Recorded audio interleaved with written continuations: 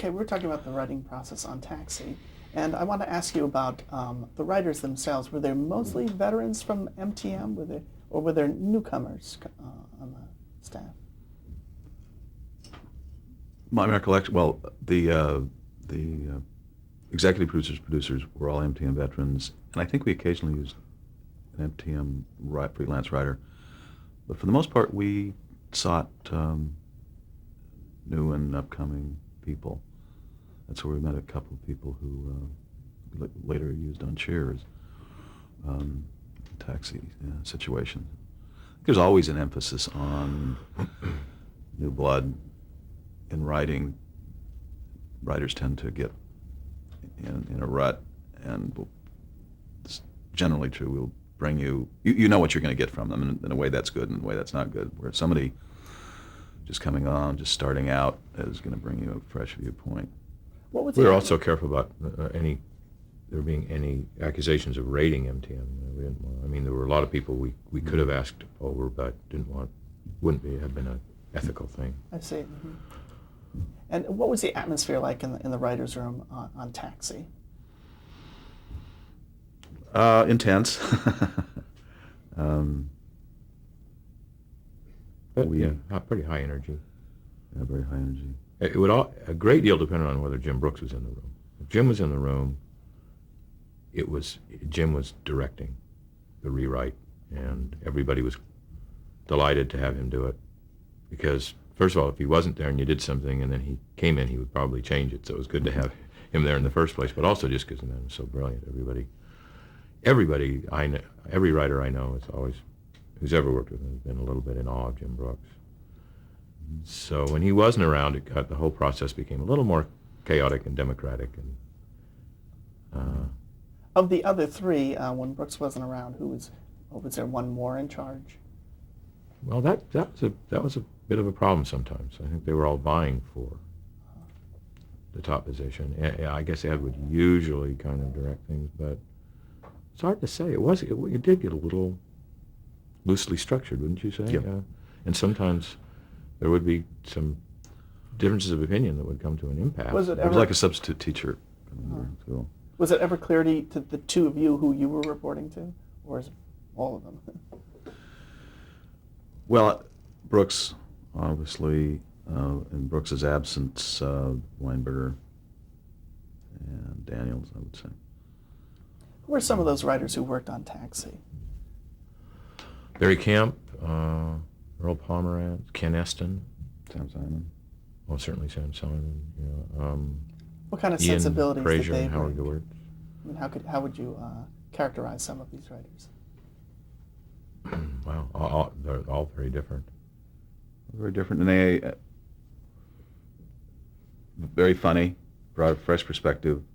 Taxi was one of those shows we were fortunate enough that good writers wanted to work on it. You didn't have to do any recruiting, so you would get spec scripts from some very, very good writers, and some not so good writers, but in any case, we were fortunate in that respect. It's here again, I think it's hard to think of a sensibility. We the executive producers and we pretty much charted the stories for a year, so we knew what we wanted.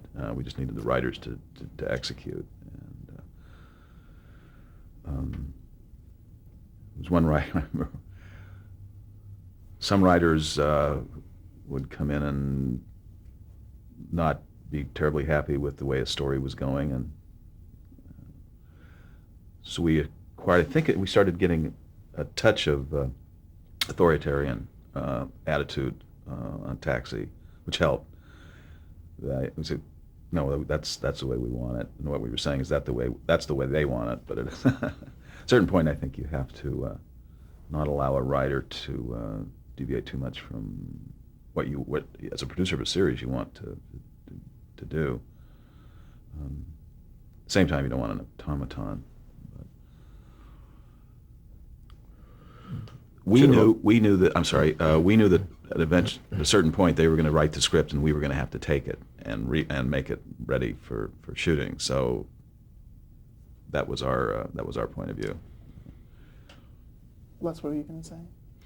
I was just feeling bad that I didn't mention it. There were some other writers on Taxi that should have been mentioned. Certainly David Lloyd. Mm-hmm. He wrote a lot of episodes and was also on staff. Did Punch Up.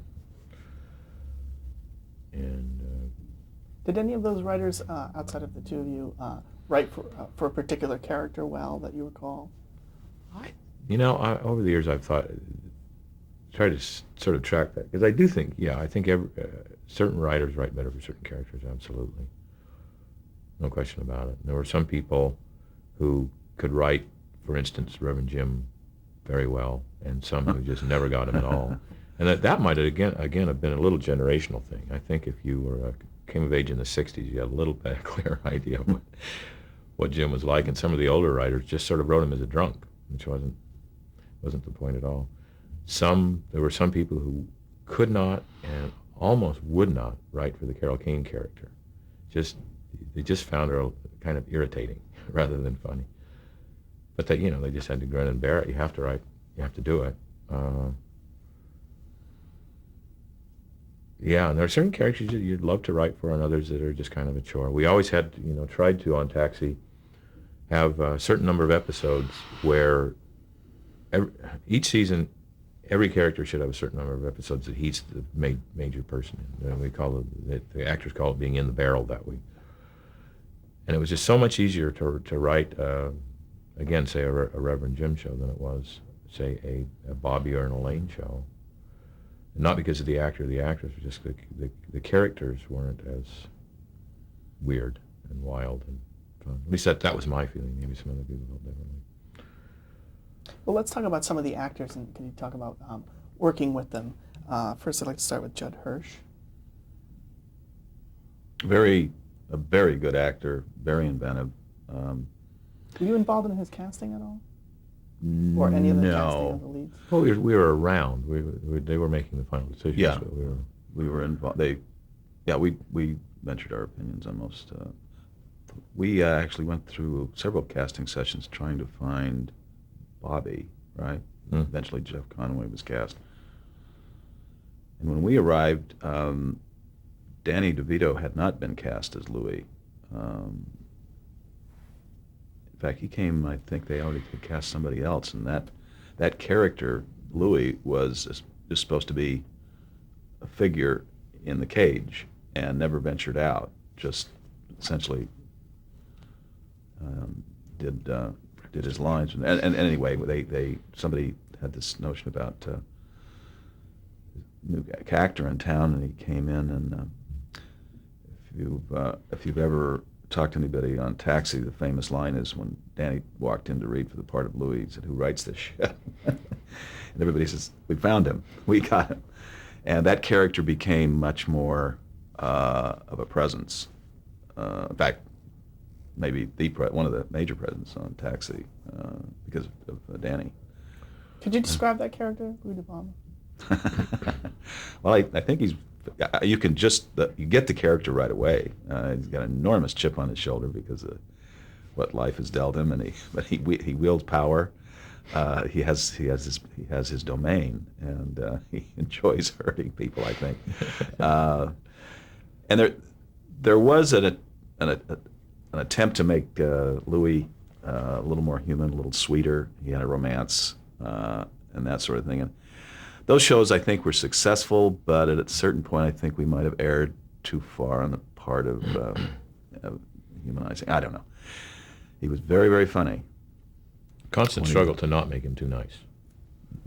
Because that always happens in any series, I think, is over the period of a lot of episodes, you're going to make your mean characters like Carla. You're going to soften them up, and you can't go too far that way or you lose them. Interesting little sidebar about the casting on Taxi is that at one time when we first came over and they were putting the show together, they had offered the part of Bobby to Robin Williams, who Jim and Ed and Stan, I guess, had seen in a nightclub. And he had to give him a provisional yes because he had to see if this Mork and Mindy thing was going to work out. If that had not gone to series, we would have had on the same stage Andy Kaufman, Robin Williams, Chris Lloyd, and Katie barred the door. Been quite a little group. We're talking about Judd Hirsch. Can you describe the character he played? He, as it said in the pilot script, he was the only guy working in the garage who actually wanted to be there. He was too intelligent a guy to be stuck driving a cab, but that was just sort of what he wanted to do. He reduced his expectations in life and was satisfied with it, and was just trying to get along, just trying to get by. And he was the daddy for the rest of the members of the cast. And what was his The relationship characters. to the Elaine character? There were hints of romance that never were just hints, intimations. Another thing, I don't know. Was it more of a friendship relationship? I think so. Both those characters were a little more grounded in reality than the obviously the Lotka character and the Reverend Jim characters. So they would often have to, mention, here's what the story's about this week, while everybody else was, doing set pieces. But Was that If the done show on had gone purpose? 11 years, maybe they'd have gotten married. Yeah. Was that done on purpose, though, that they would be not quite as wacky? Or that's just the way it turned out? well, I think on every show you need somebody to comment on reality. Here's what the truth of this scene is right now. It's raining outside or something like that. Here we are in the doctor's office. Let's talk about Jeff Conaway. What was he like to work with? Jeff was fine to work with. Jeff was terrific to work with. Very cooperative and good sense of humor. And What was his character? Bobby was the one who wanted to be an actor. Wanted to be a famous actor. Wanted to be a star. And he was the one that, one of the funnier aspects of the show is he was the one that Louis hated the most. And who Louis punished the most. Because I guess he was everything Louis was, and he was tall, blonde, good looking, supposedly talented, and maybe had a future ahead of him. The exact antithesis of Louis De Palma. And so Louis just delighted in busting him. And how was his departure from the show handled in the storyline? Got a job on a soap opera, wasn't that it? Right. Moved to California. And how did it affect the show that character was no longer there? Well, everybody else in the cast got a little heavier, of course. Did he leave before Reverend Jim? Oh, of course. No, he was on the first show that left shortly thereafter. Shortly after we made Chris Lloyd a regular. Chris Lloyd took up a lot of slack. Such an amusing character that I think we overloaded him at a certain point with stories, certainly with comedy. He was always a go-to person if a scene was dragging. Bring in the Reverend Jim, comment about anything. There was one episode very late in the series, I remember, where every joke was a Reverend Jim joke, and even in the scenes he wasn't in, the other characters were talking about him and doing Quoting him. Quoting him. That got a little. That's a show on its way out. What about Mary Lou Henner? What was it like working with her, and what character did she play? Oh, Mary Lou was great. Terrific.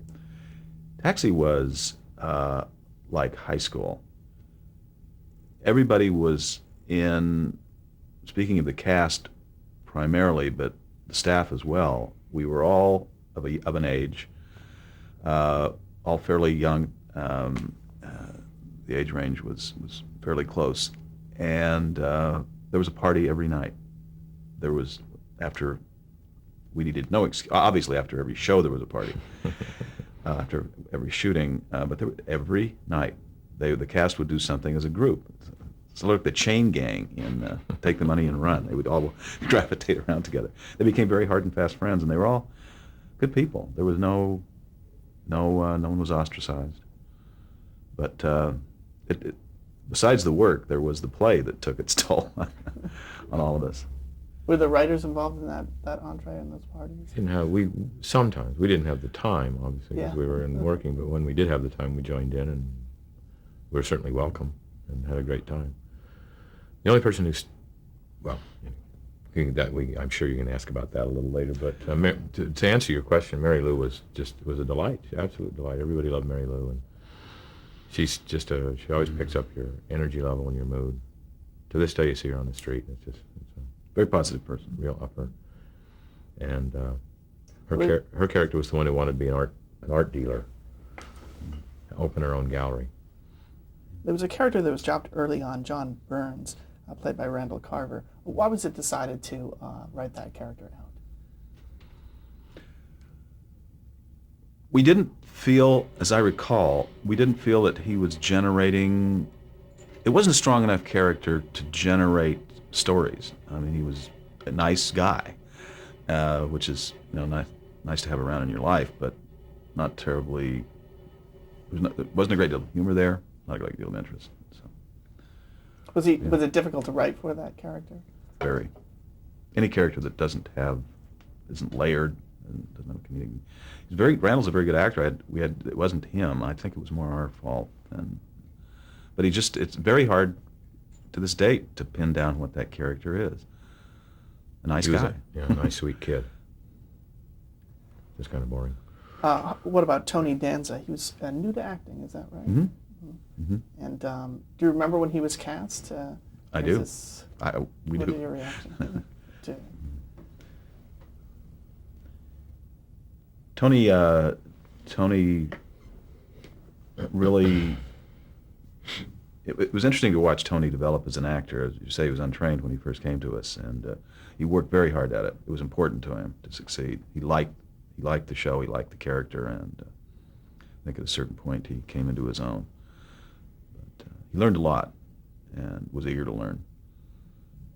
And that character was fairly easy to write. The discernible character, strong character, and he and Louis obviously didn't get along either. But he was a little slow on the uptake. Now I'd like to talk about Andy Kaufman. Did you know who he was when he was cast? Was he well known? Yeah, he'd done some things on Saturday Night Live. Everybody sort of knew his act. Didn't know about him as a person, but you kind of figured out from his act there was something a little off there. It wasn't a normal comedy routine. And we sort of realized that something weird was going on because his deal was for 7 of 13, is that what it was? He wasn't Something doing like every show, and he wasn't, even the shows he was on, he wasn't there every day of the week. So, right from the beginning, we sort of knew he was a free spirit. And then found out from Ed that as a part of his deal, the first year he was going to have his alternate personality, persona, whatever, had to have an episode, had to be a guest star in one of the episodes. Tony Clifton. So even before we met him, we were seeing that there was And everybody something. had to treat him as Tony Clifton. It's not Andy doing Tony Clifton. It's this guy. Everybody. Loud, obnoxious. Even Ed, who had made the deal, had to treat Tony Clifton on this. Any place he ran into Tony Clifton, he had to treat him as Tony. He never admitted that this was Andy Kaufman you were talking to. And was everybody in on this? Well, even if you weren't, you got it right away who it was. It's very weird area. Strangest thing in the world. Because Tony was, Andy didn't smoke or drink and was very quiet, very shy. Tony Clifton was the most obnoxious jerk you've ever met in your life. Chain smoked and inhaled, and was constantly drinking scotch and had hookers in his room all the time. What was it like talking to Tony Clifton? Oh, he was just a jerk. He was the worst kind of Vegas lounge lizard.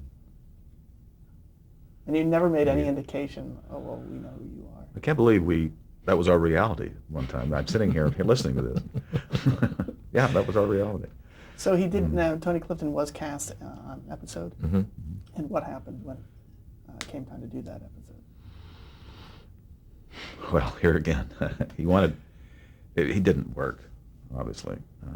Tony Clifton, on top of everything else, was an awful actor. So he and Ed decided that Ed would have to fire him. They wanted to be fired. Have a big dramatic scene down on stage one day during rehearsal. And Yeah, because first of all, Ed had called Andy in and said, Tony's not working, we're going to have him. And Andy said, no, you've got to go down and fire him. Wow. So we did, and there was a big fight, screaming, and the security guards had to escort him. To throw him off the lot. Where were the And then he two came of you? back with a gun later. Oh, And wanted to get on. The guards at the gate had to stop him from getting on the lot. But where were the two of you when this was happening? We were You there. sitting there on the set. Oh, we think we came missed down this? Yeah, we definitely came down to see the firing. And before the firing, when he was shooting the scene, were there scenes shot with him? For No, that nothing episode? shot. No, he's in there. You knew right away. Rehearsal. It was just during the rehearsals. Oh, rehearsal. Yeah. Mhm. And what did the other actors make of him? Well, they indulged him. You mean Tony Clifton? Tony Clifton, yes. Yeah. What could you do? We were just putting up with it. And after all And this, then thank God we were able to recast the part at the last. We had like 3 days left of the week, 2 or 3 days, and we were able to find somebody to fill in. I remember in a rewrite we were worried about. This is when he was still on the show, and somebody, it might have been Jim Brooks, said, "Why don't we have Lotka come in and help this scene?" Jim. Oh yeah. how did the press Strange. handle this? Was it covered in the press? I don't recall. Do you? I don't remember it getting much coverage. It might have gotten mentioned, but nothing like you would have expected. It really only came out sort of slowly over the years, and then of course in the movie got a lot of attention at the time. I'm not sure there was no press around when the incident happened, that I recall. Now let's talk about the Lotka character. Was that written for Andy Kaufman? It was based on something he was doing, right? It was based on his immigrant man, he called him. There was a little character that he played at times. So yeah, it was written for him and based around him. He spoke the same way in his act as he did on the show. Yeah, that little ibby-dibby-da. Now, when you were writing the scripts for him, were you writing that, or he was Lotka just... Ease? Yeah. We did, to a certain extent, yeah. He would embellish it, but we would write. He'd put something down, yeah, and sometimes he used it verbatim, and then other times he would kind of... Also, in one episode, his mother appears. Did you, and she spoke in that language too. Did he coach her, or did you already know? As I recall, yeah, he gave her some lessons. And he also, of course, worked with Carol Kane, because she spoke that language. And Right. he had to teach it to her. Berlitz School of whatever the hell that was. Maybe die. Did it match, or did you feel like it succeeded? I thought she did pretty well. Yeah. I thought she got very close, yeah. And then we did a show where a whole bunch of people came from his country, Lotka's Revolting, where they came to enlist him for the Revolutionary Army, and he had to teach several people, Lenny Baker and several people. So we were all speaking it after a while. Now, we were talking a little bit about the Reverend Jim character, and I know that the two of you wrote the episode where he's reintroduced. Did you write that with him in mind, that okay, we're going to reintroduce this character?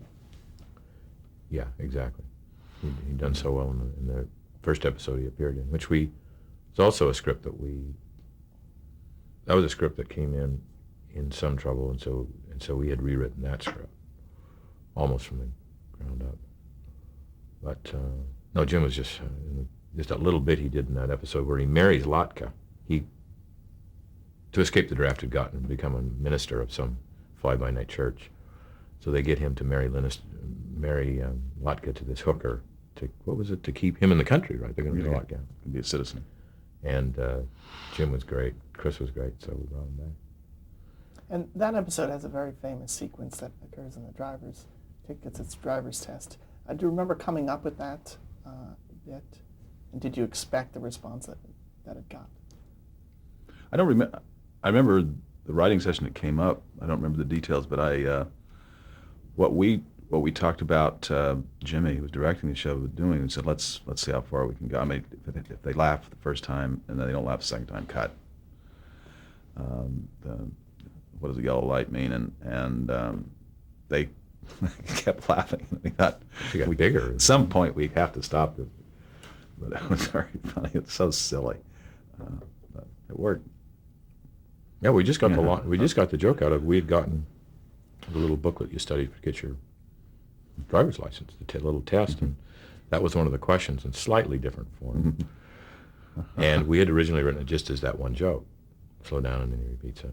And then, as Glenn says on the stage, sort of said, well, this can repeat, but I don't see what happens. So it wasn't necessarily repeated in the script No. version. I don't think so. I think just There- that one I- time was the one only repeat, slow down. yeah. Right. I wanted to talk about some of the other episodes that you wrote.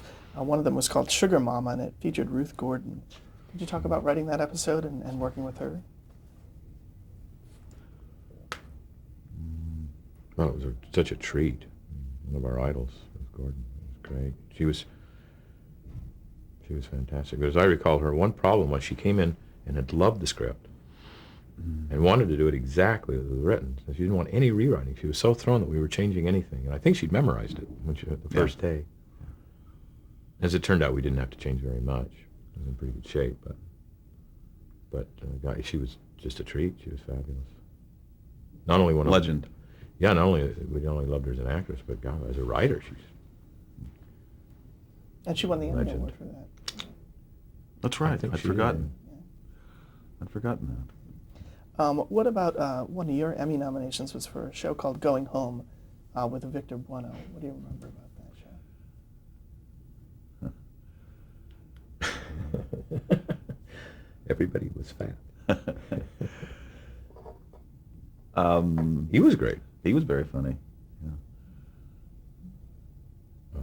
Well, that's where Reverend Jim and Alex go home, and To Jimmy. Reverend Jim's home. Reverend Jim going and forgotten that his whole family was fat. Now I remember. And also that they were wealthy. We learned in that episode that Reverend Jim comes from a very wealthy family. And as it turns out, it kind of, I don't know if we realized it at the time or this was coincidence, but it's kind of Chris Lloyd's story. And he also comes from a wealthy, upper-class background. Lapham background. I think he was tied into Texaco. Wasn't the family tied into Texaco? Would be. Somehow. Another episode that you got nominated for was called Honor Thy Father, and it featured Jack Guilford. What do you remember about that show? I remember yeah. the switch at the end. Didn't we hear about that happening somewhere? That was Alex was estranged from his father, and his father's on his deathbed, and he goes in and has a very long emotional scene. Here's another example of what we were talking about earlier about postponing a laugh for a while in the hopes that you're going to get a big payoff. But he does this very long emotional scene, apologizes for the way he's treated his father, and hopes his father will apologize. And anyway, it's not his father. His father comes out of the bathroom. Hey, Alex, how you doing? So he's poured out his soul to this. Oh, not bad. Leave. So he can't do it again. Right. The entire episode was a build-up to just that joke. Everything, just take a running start. Try to, boy, hope that pays off. It's one of those situations where if you don't get a laugh on that joke, the whole episode's kind of iffy. But it did, of course. Okay, we're at the end of this table.